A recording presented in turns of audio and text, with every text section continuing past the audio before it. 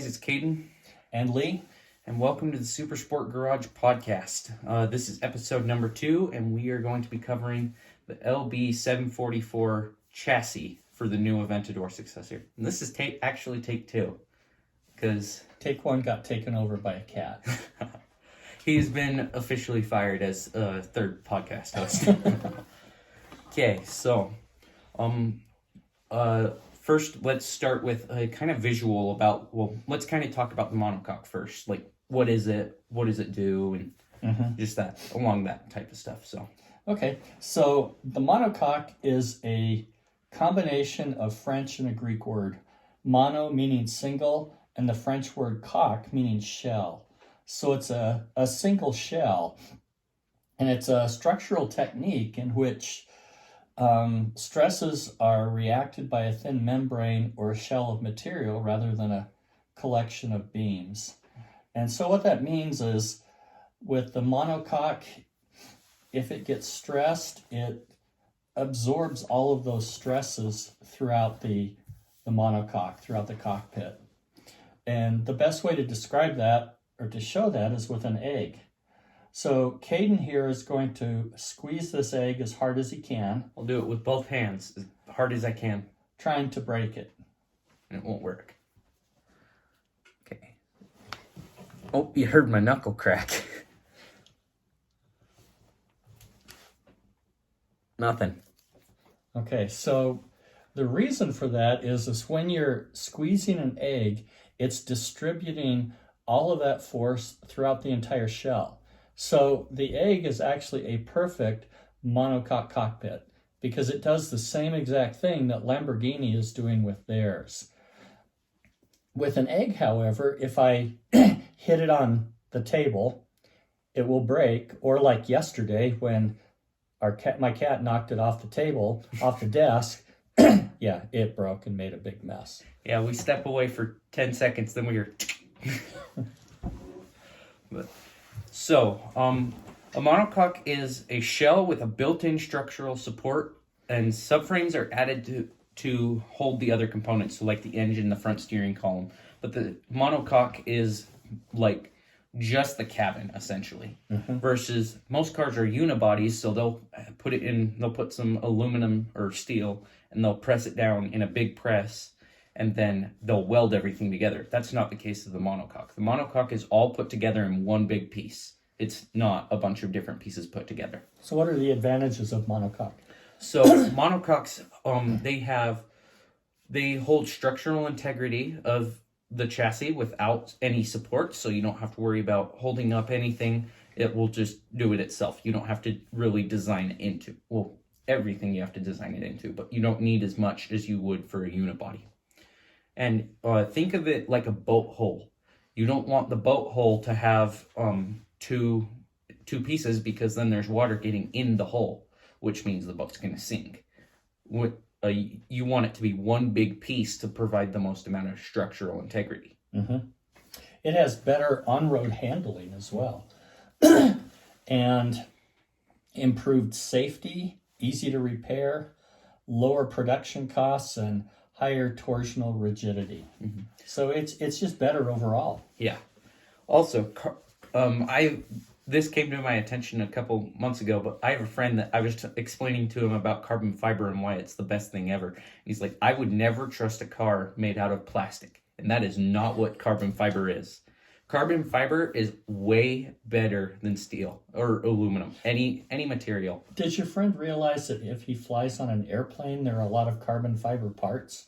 I don't know, probably not. But so for those of you who aren't familiar with carbon fiber, it is this kind of like, I would describe it as kind of like a plastic. It's like fiberglass, just way more strong. It's flexible, but not too flexible. It is 5 times stronger than steel and 3.8 times stronger than aluminum. I was actually surprised that aluminum was stronger than steel. But so, this new fuselage, the new monocoque is inspired by aeronautics. So this is the study of like aerodynamics. So how air flows it's designed to be more aerodynamic. And it was first used in aircraft anyway. The monocoque was attributed, it was invented by a Swiss engineer, Eugene Rouchonnet, who built an aircraft that way. And that was, I don't have a date on that, 1911. 1911, okay.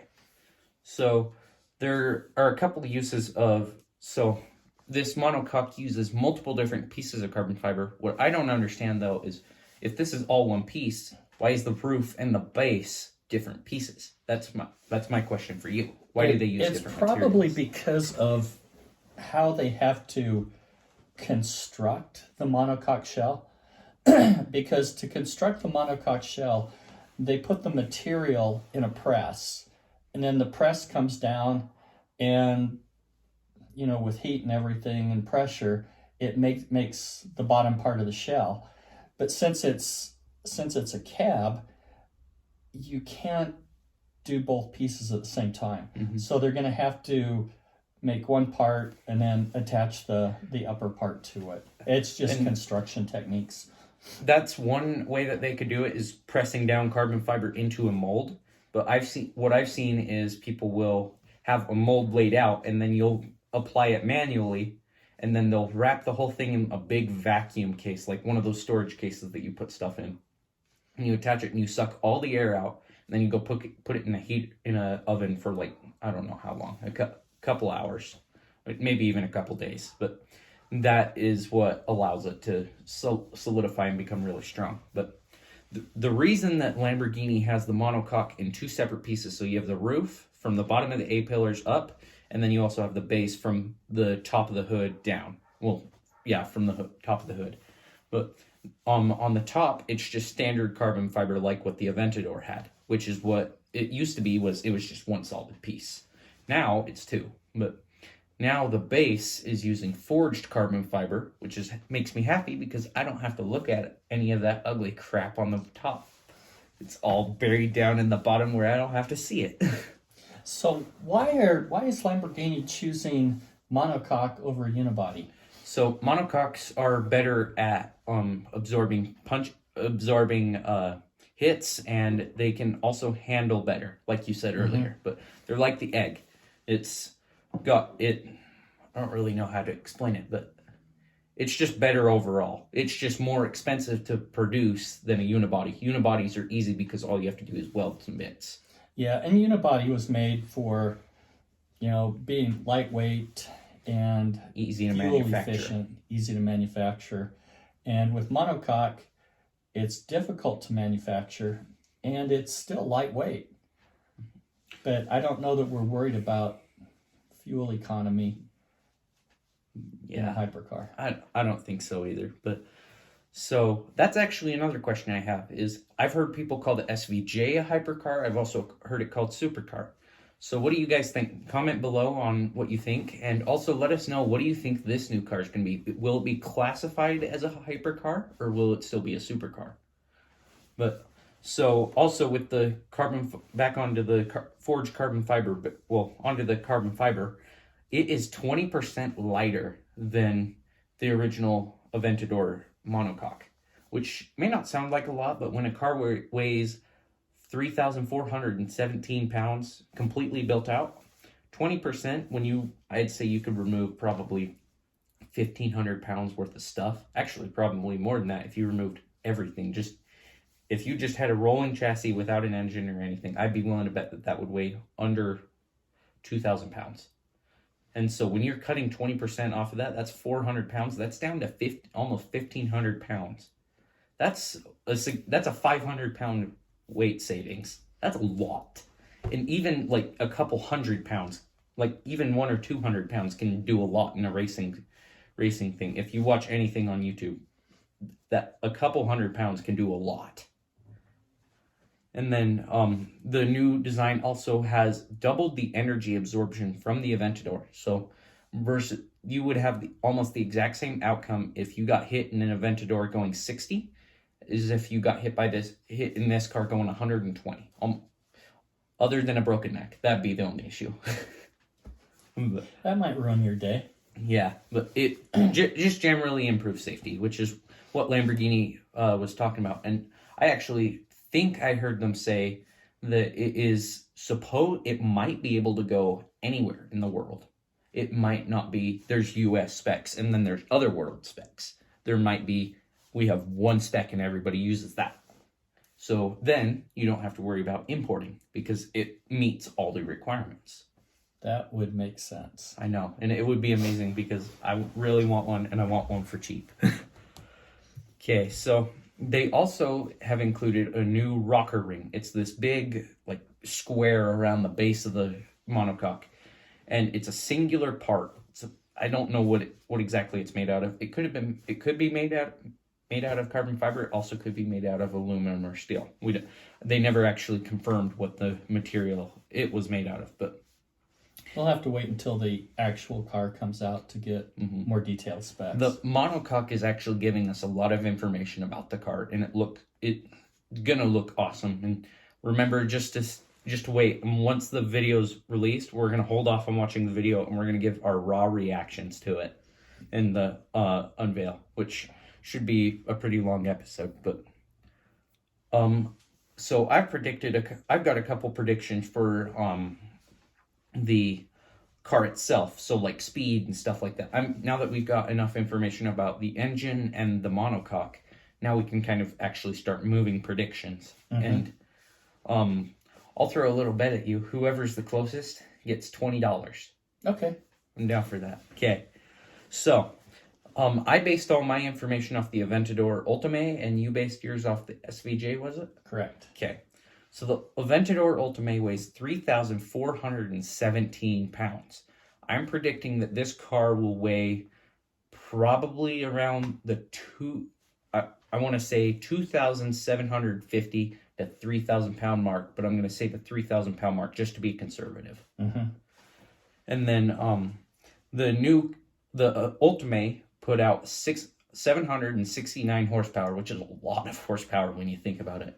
American or European horsepower? American horsepower. We don't do European here. We do it right. Just kidding.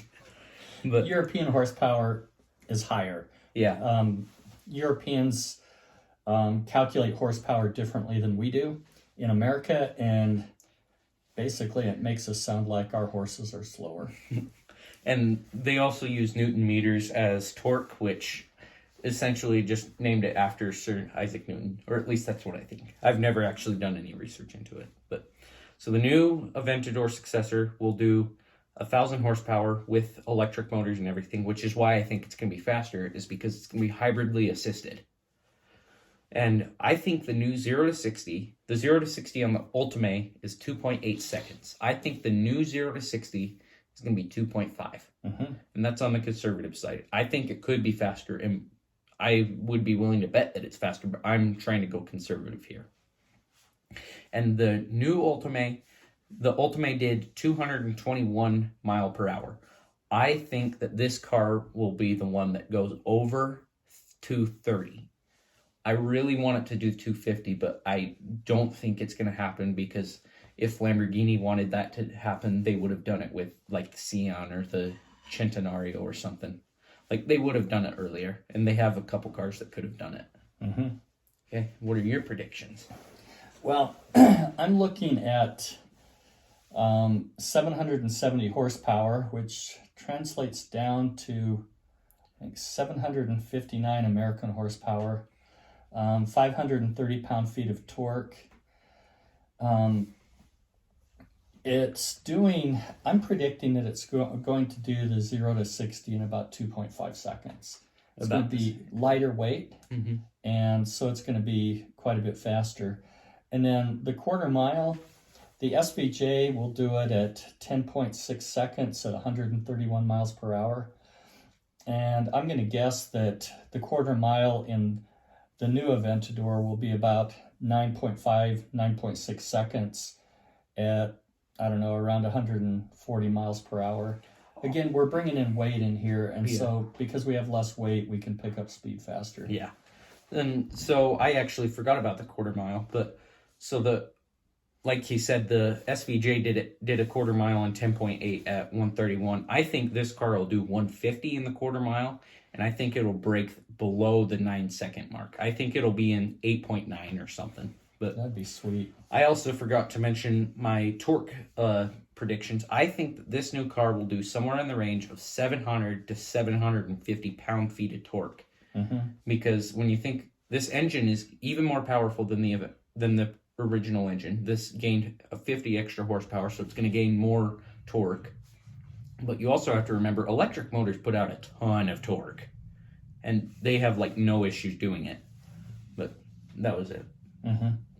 Yeah, and I would agree that the new engine will put out probably around 700 pound-feet of torque as well. And I'm guessing a top speed of probably 230 to 240 miles an hour. Like I said, I want it to be 250, but I doubt Lamborghini's going to do that. Otherwise, they would have done it already. Yeah. What do you think a beginning price will be? So I think that based off the Ultimate, which started at $498,000 a piece, which is the latest Aventador ever released. This is a coupe version. This isn't a roadster. I think the coupe version of the LB744 will be $600,000, and I think the roadster version will be $700,000. Or that would be base price. Yeah, base price. But then you've got a lot of add-ons from there that are going to shoot it up by a couple $100,000. I would be willing to bet most people spend $750,000 on this car, which is why I think it might be able to get classified as a hypercar. Because this thing has the same amount of horsepower as a Veyron. And Veyrons are fast. Exactly. If you want to get an idea of what the monocoque cockpit is like, go to your fridge and grab an egg and squeeze it. It's not hard-boiled, by the way. No, it's not. I can shake it around. I'll crack it on his head for you. In fact, I'm curious to see if all of the shaking that I've done has scrambled it. But you just apply even pressure like this. Don't go slam it down onto something. You want to slowly put pressure onto it. If you decide you want to do a little bit of uneven pressure, you can just use your middle finger, and that's where you put the pressure on with it, and you'll smash that egg. Remember, it has to be even pressure all the way around, and then you can't break the egg, which is really fascinating. It's something that you would never expect. I actually showed that to my mom last night. She like panicked when I held an egg over top of her head and pretended to crack it. But anyways, I think that's it for this episode. I think that's it. And no cats, so yeah, it actually went better. Yeah, I think so. And so far, the egg's still alive. Then again, it was alive until we were done. Yes, that's right. So we'll let you know when it's over. But anyways, thanks to all of you for watching. Make sure to subscribe, and thanks to all of you who watched the previous video. We got a lot of views on that, and thanks to all of you. And make sure to go check out my other channel, Super Sport Garage. There will be a link in the description, as well as a link in the description to all of our sources that we've used for our information. And the other thing is, give us your comments. Let us know what you think the new car is going to be like, what your thoughts are on the monocoque engine versus just the regular unibody chassis. And I read through all the comments, and then so with my channel, I read through every single comment. There's not a single comment that I haven't seen, but I don't always reply to them, but usually I will. But with this channel, if I get a comment, I automatically send it to Lee, and he can kind of give me input on what he wants to say, and I'll kind of throw in what I want to. Sounds good. So also comment below any types of video ideas that you want, like topics you want us to cover, or I don't really know what else. Just give us a couple ideas or something that you want us to cover. And anyways, with that, I think that's it. And we will have a good day, and we will see you next time.